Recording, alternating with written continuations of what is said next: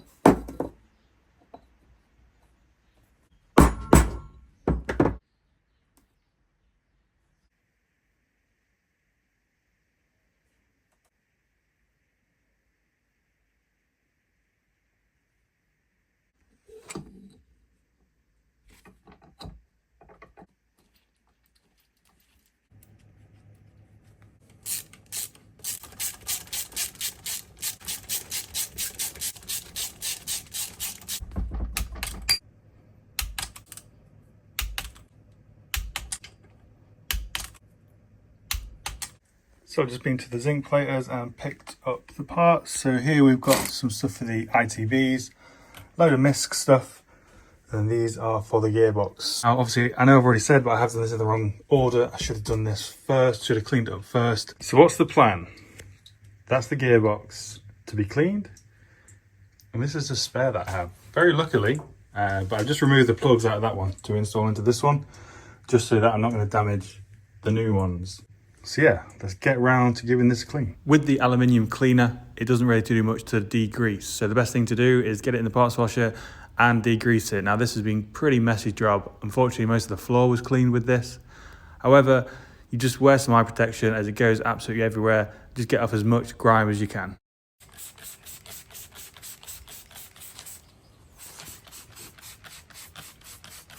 So now going on with the aluminium cleaner. As you can see here, it's nice and foamy. You think that's kind of from a cleaning kind of solution. However, it's not, it's from a reaction. It's because it's quite acidic and you can literally hear it fizzing up. So you just want to be a bit careful with this, try not to get it on yourself.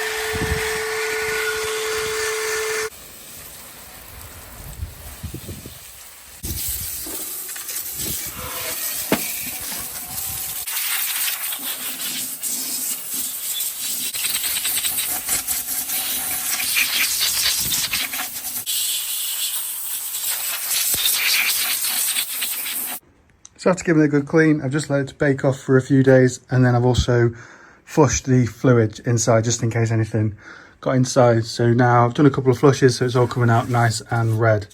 So next up is just to remove the last little bits of oxidization. There's really not much left. It's really, really clean. I've just got a few little small kind of wire brushes to go around, and then we can get on with the painting. Okay, so this is as clean as I can get it. So I just cleaned down, wire brushed it obviously, scotch padded it, cleaned down with some panel prep, sprayed it all down. So this should be as good as it's going to get. Now there are still a few bits of oxidization, but it's nothing too bad. Hopefully it'll do well.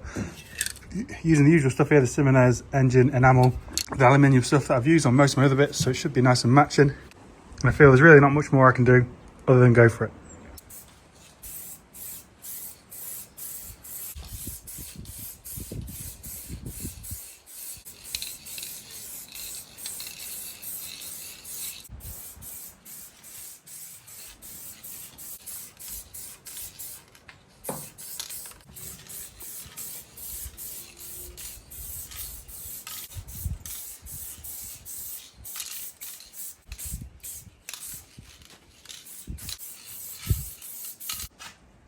So while this is going on, a couple more coats left yet.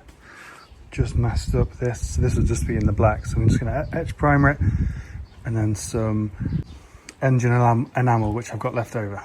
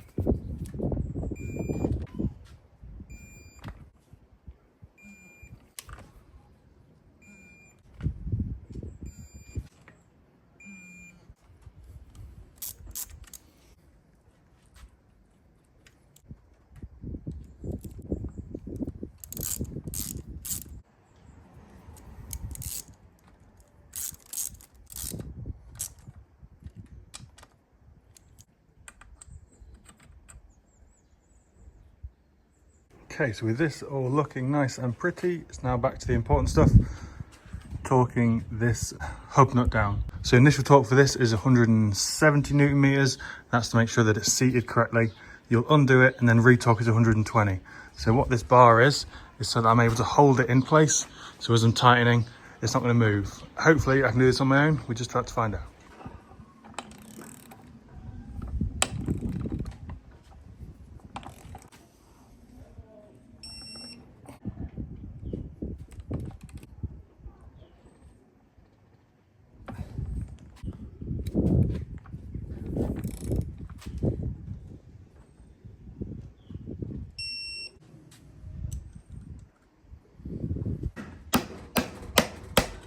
And here's the final result. It actually came out a lot better than I expected. I didn't realise I'd be able to clean it as well as I did, and I really kind of forgot how good that paint was. So with the zinc plated bits, it really kind of pops. There are some bolts that I left, and the reason is for that is because they are the reverse idling screw, and it's just not something you want to mess around with. So you leave those in place, but everything else can be touched. So it feels quite good to see this looking as good as the engine now. So I'm going to be happy to bolt this up. So now it's to move on back onto the engine, and I'll see you in the next one. Thanks for watching.